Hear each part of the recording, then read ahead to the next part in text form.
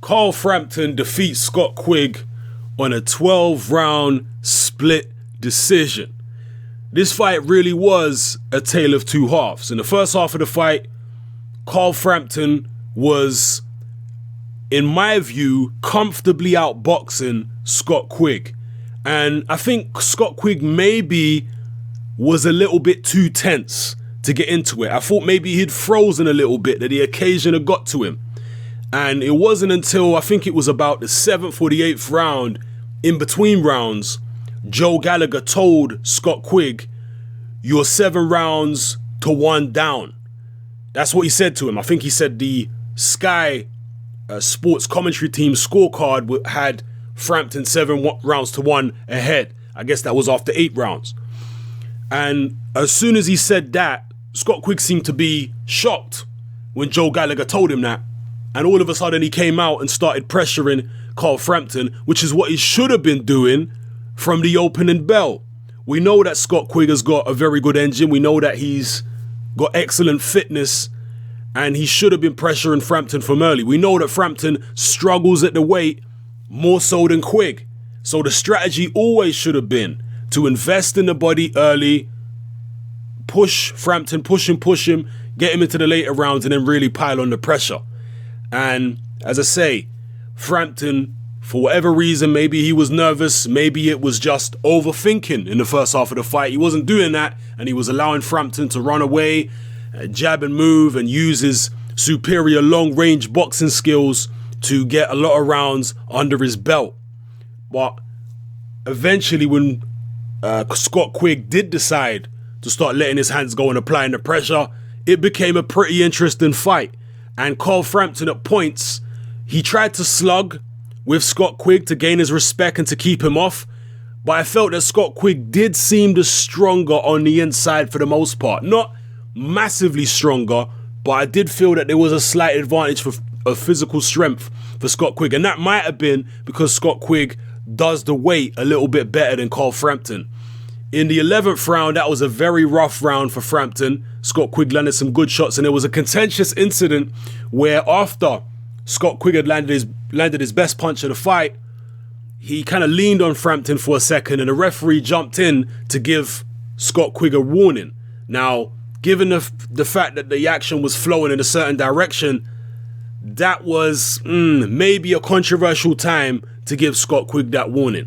Okay, I don't know how you feel about that. I know Eddie Hearn was jumping up and down at ringside, and he was pretty incensed about that particular action by the referee. But nonetheless, it was a rough round for Frampton. That little respite from the referee maybe got him off the hook a little bit. In between rounds, in between the 11th and the 12th round, I felt that Shane McGuigan, Frampton's trainer, gave him excellent advice. He said to him, look, stop trying to load up on big punches and trade with Quigg on the inside. Just get back to your boxing, pepper him with lighter shots, and stay loose.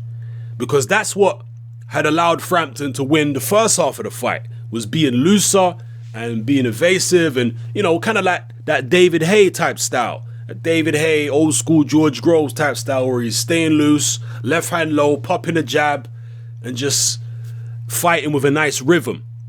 And he went back to that in the 12th, and I definitely gave him the 12th round on my card.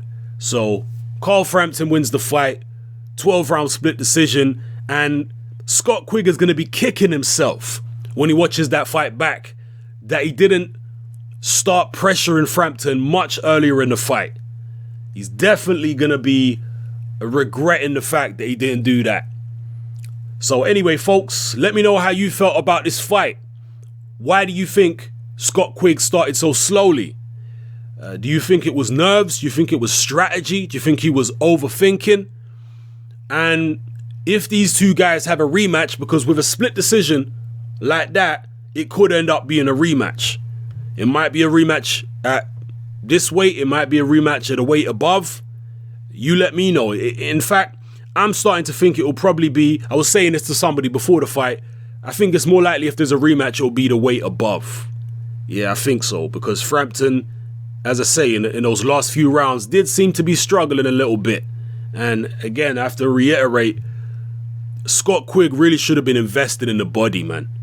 The fact he wasn't investing in the body earlier on in the fight, big mistake. That could have paid off big time for him. So in the end, it was a fairly decent fight, I guess, for the second half of the fight. It wasn't anything spectacular. It was fairly decent. The first half was pretty damn dreadful. But given the fact that it did end in a decent scrap and it was a split decision, then maybe there is cause for a rematch. Maybe not immediately, but sometime down the line. So those are my thoughts on the fight, people. Where do you see both fighters going from here? Do you think either one of them is going to fight Guillermo Rigondeaux? Personally, I don't think so. Scott Quigg, they'll probably both move up. And if anyone's going to stay at the weight, it's most likely going to be Scott Quigg, a super bantam. Carl Frampton will probably move up to feather.